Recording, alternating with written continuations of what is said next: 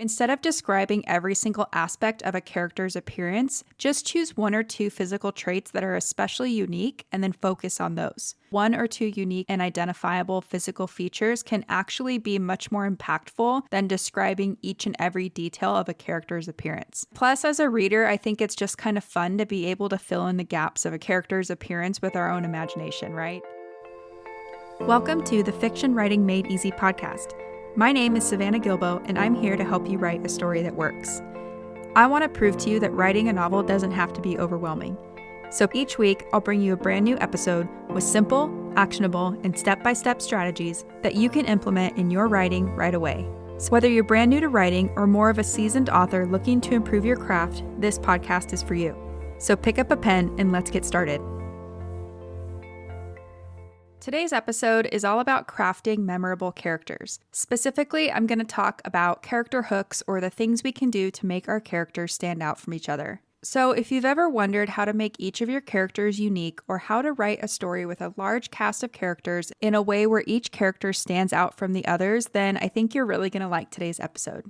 So what are character hooks? Character hooks are things like personality traits, physical features, or associations that define a character and distinguish them from everyone else. So basically, a hook is something that the readers can kind of hang their memory on, like especially in the early stages of a story, that help them remember who is who and what that character's role is in the overall story. And in today's episode, I'm going to walk you through 10 examples of different types of character hooks you can use in your story. I'm also going to show you how some of these character hooks show up in the Harry Potter series because, in my opinion, J.K. Rowling is the queen of creating a large cast of characters that are both identifiable and memorable. But before we dive in, I wanted to quickly let you know that there's a freebie for today's episode that you can download at savannahgilbo.com/hooks. This freebie is a cheat sheet that will list out these 10 examples of character hooks, as well as who in the Harry Potter series best fits each example. So one more time, you can download that at savannahgilbo.com/hooks. So without further ado, let's dive into 10 examples of character hooks. The first type of hook you can give your character is an accent or a specific way of talking. So depending on where your character is from or what level of education they have, he or she might have some kind of accent or use very specific phrases or even use some type of regional slang. So in the Harry Potter series, for example, consider the way that Hagrid talks versus someone like Professor McGonagall. So Hagrid has kind of a backcountry accent that reflects his upbringing and where he came from, right? Whereas Professor McGonagall has more of a clipped and direct way of speaking. She also speaks very properly and seems to be highly educated, right? So these are just two examples of how an accent or a certain way of speaking can really help your characters feel unique and different from one another. And I know there are probably a ton of other examples in the Harry Potter series, but Hagrid and Professor McGonagall were just the two that came to mind. The second type of hook you can give your character is an identifiable physical feature. So instead of describing every single aspect of a character's appearance, just choose one or two physical traits that are especially unique and then focus on those. So for example, almost everyone in the wizarding world can recognize Harry by his lightning bolt-shaped scar, right? They would never mistake someone like Neville for Harry because Neville doesn't have Harry's famous scar. So Harry's scar is his unique and identifiable feature. You can also think about someone like Dolores Umbridge, who is almost always wearing pink and is described as kind of looking like a toad. We would never mistake Umbridge for someone like Professor Trelawney, who is a little bit more mystical and, wears fun blue nail polish and all of that stuff, right? So hopefully you can see just by these two examples how one or two unique and identifiable physical features can actually be much more impactful than describing each and every detail of a character's appearance. And plus, as a reader, I think it's just kind of fun to be able to fill in the gaps of a character's appearance with our own imagination, right? The third type of hook you can give your character has to do with their body language and mannerisms. So a character's physical appearance is a lot more than just how he or she looks. It's also about the way he or she moves and interacts with their world. And just like in real life, a person's body language can speak volumes about what they think and feel. So, for example, look at someone like Neville Longbottom, who is kind of forgetful and kind of clumsy, right? His actions show how little self-confidence he has and just kind of how he feels about his place in the world, right? Now, compare that to someone like Draco Malfoy, who has a permanent sneer on his face that clearly communicates how he feels that everybody else is beneath him, right? So unlike Neville, Draco has a lot of confidence and he's not afraid to show that he thinks he's better than everybody. So not only is this a great way to distinguish your characters from one another, but it's also a great way to give insight into your characters and how they think and feel too. The fourth type of hook you can give your character is some kind of human or animal counterpart. So this could be a person or an animal who is always with your character, or someone that the reader couldn't imagine your character being without. So in the Harry Potter series, for example, Crookshanks is Hermione's animal counterpart, just like Mrs. Norris is Filch's. Neville has his toad Trevor, and Harry has Hedwig, right? And as far as human counterparts go, Fred and George Weasley have each other. They're always together and they share similar personalities and interests. The same thing goes for Padma and Parvati Patil. So even though those two are in different houses, they're usually seen together because they're hanging out all the time, right? So consider giving your character a human or an animal counterpart to help set them apart from the rest of your characters. This is also another great way to give insight into your character's personality or preferences too. The fifth type of hook you can give your character is a unique personality. And this one's important because in real life, no two people are alike, right? So to make your cast of characters feel more relatable and more lifelike, you want to give each character their own personality and preferences. So for example, consider someone like Gilderoy Lockhart, who thinks that he's the most handsome, the most gifted, and the most wonderful wizard to ever live, right? You wouldn't mistake him for someone like Professor Lupin because Lupin is much more humble and tends to always want to stay out of the spotlight. And not only that, but Professor Lockhart kind of plays at bravery while Professor Lupin is actually pretty brave. Now, these are just two obvious examples from the Harry Potter series, but there are a lot more. Every character in the Harry Potter books has a unique and memorable personality. If I said Vernon Dursley, you would probably imagine someone who's always angry and always judgmental.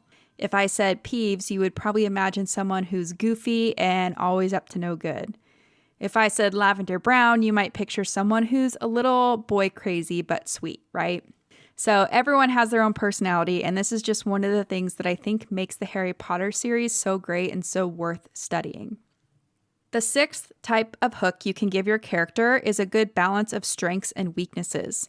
So every good character needs both strengths and weaknesses because that's what makes our characters feel human and relatable. And some of the best characters in fiction have a really good mix of both strengths and weaknesses.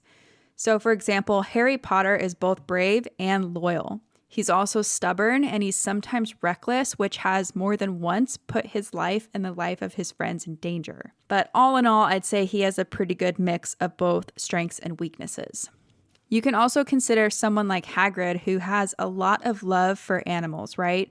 So that's one of his strengths, but it can also be a weakness because he loves animals so much that he doesn't always use the best judgment when it comes to making decisions about said animals. So don't be afraid to give your character both strengths and weaknesses to not only help them seem more human and relatable, but to also help you add areas for potential conflict, contradiction, and growth too. The seventh type of hook you can give your character is a specific role in the story. So roles can be anything from a job to a place in the family hierarchy to an archetypical role like that of a mentor or a sidekick. So for example, in the Harry Potter series, Dumbledore is very clearly Harry's mentor. Not only is he in charge of the whole entire school, but he spends a lot of time with Harry, offering him insight, guidance, and advice throughout the story. Someone like Sirius Black is basically a father figure to Harry, where someone like Mrs. Weasley kind of treats him like a mother would, right? So these specific roles help readers understand our characters more easily from the moment they step onto the page. But roles can also help define characters outside of their relationship to the protagonist as well. So for example, consider someone like Stan Shunpike, who is very recognizable and memorable as the conductor of the night bus. You're probably not going to confuse Stan Shunpike with someone like Ludo Bagman because they each have different roles or different jobs within the story. The eighth type of hook you can give your character is a connection to some kind of group or family. So this is similar to giving your characters a counterpart, but it's a little different because we're talking about a larger group of people. So, for example, think about the Weasley family.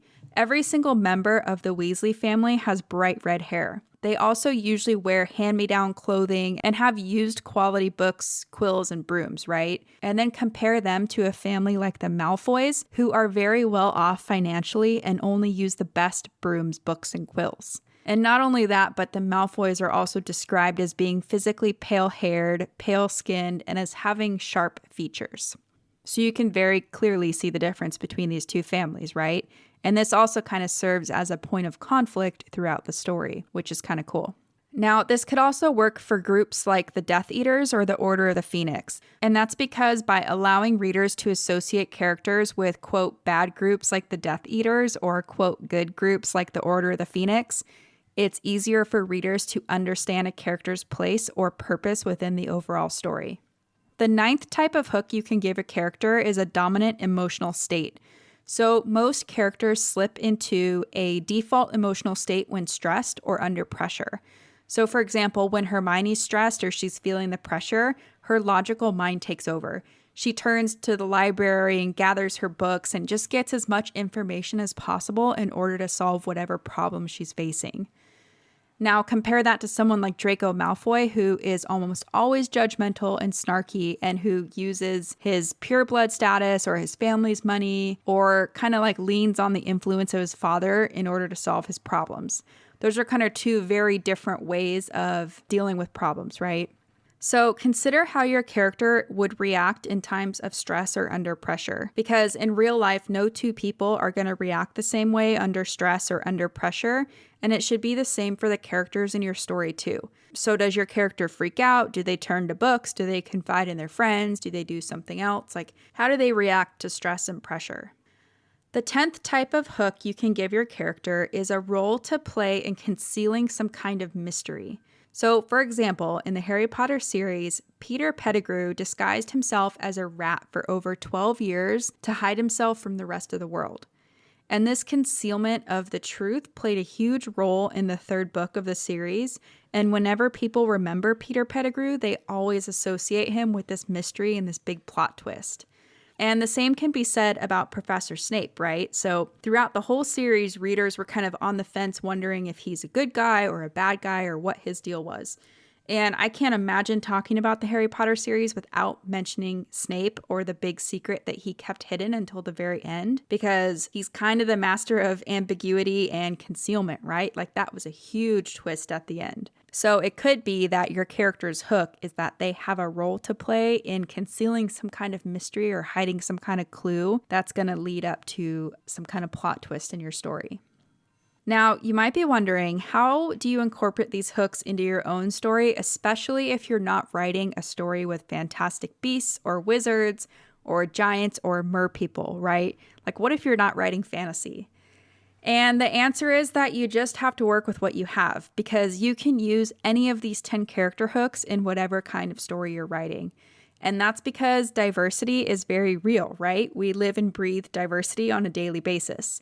So don't be afraid to utilize the rainbow of humanity fully when it comes to developing your characters. You can use these 10 types of hooks that we just went over to help you distinguish one character from another and to help you make each of your characters unique. And when it comes to actually writing your story down, just remember to make sure to mention these character hooks often enough that the reader's going to remember them, but not so often that it becomes annoying. And this is something that beta readers or your critique partner or even an editor can help you with once you have a finished draft. So they can kind of help you go back through and decide whether or not you mention these hooks enough or if you're mentioning them too much, right? The last tip I have is to just make sure your hooks and their characters add something to the overall story. And this is particularly why I chose to use the Harry Potter series as an example today, because J.K. Rowling didn't include anything in her story by accident. Every unique detail or character hook impacted the overall story, some of them a lot more than others. So as you're developing hooks for your characters, just consider how these details are going to affect everything else and how they're going to play out in your overall story. And that way, when you're done, your story is going to feel like a satisfying and a cohesive whole instead of just a bunch of random things that were thrown together. Now, before I let you go today, let's quickly go over those 10 types of character hooks one more time. So, number 1 was to give your character an accent or a specific way of talking. Number 2 was to give your character an identifiable physical feature. Number 3 was to give your character their own body language or mannerisms. Number 4 was to give your character a human or an animal counterpart. Number 5 was to give your character a unique personality. Number 6 was to give your character their own set of strengths and weaknesses. Number 7 was to give your character a specific role in the story. Number 8 was to give your character some kind of group or family connection. Number 9 was to give your characters a dominant emotional state. And number 10 was to give your characters some kind of role to play in concealing a mystery. Okay, so that's it. That's 10 examples of the different types of hooks you can use in your story to distinguish one character from another. And I hope you guys found that helpful. Just a quick reminder, you guys can download the freebie for today's episode at savannahgilbo.com/hooks. This freebie is a cheat sheet that's going to list out each of these 10 examples of character hooks, as well as the characters in Harry Potter who best fit each example. So one more time, you can download that at savannahgilbo.com/hooks. So that's it for today's show. As always, I want to thank you so much for tuning in and showing your support. If you want to check out any of the links I mentioned in this episode, you can find them over at savannahgilbo.com/podcast. And if you haven't done so already, make sure you subscribe to the show because there's going to be another brand new episode coming out next week. If you're an Apple user, I'd really appreciate it if you took a few seconds to leave a quick rating and review. Your ratings and reviews tell iTunes that this is a podcast that's worth listening to. And in turn, that helps this show get in front of more fiction writers just like you. So that's it for today's show. I'll be back next week with a brand new episode. Until then, happy writing.